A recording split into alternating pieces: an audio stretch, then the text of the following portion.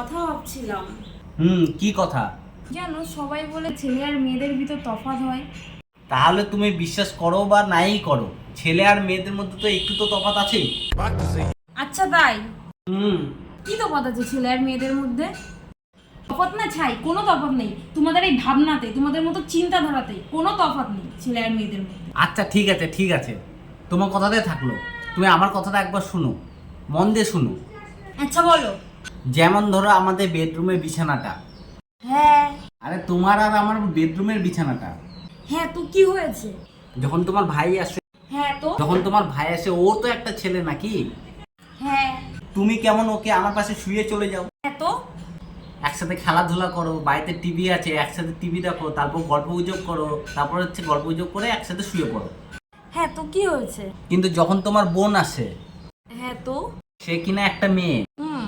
তখন তো তুমি বলো না যে তোমরা একসাথে খেলাধুলা করো, গল্প গুজব করো, তারপর টিভি দেখে একসাথে ঘুমিয়ে পড়ো। एहे रहा नहीं जाता, तड़प ही ऐसी है ना। नहीं सुके सुके सुके। আচ্ছা, আমার বোনের সঙ্গে শোয়াবো তোমাকে, তাই তো? না, সেরকম কোনো ব্যাপার না, তুমি যদি চাও তোমার বোনের সাথে একটু শোয়াবে। বোনের সাথে শোয়ার ইচ্ছা হারামি পানা? দাঁড়াও। আরে না না, আমি তো এমনি বলতেছিলাম। खत्म। Bye bye tata good bye गया।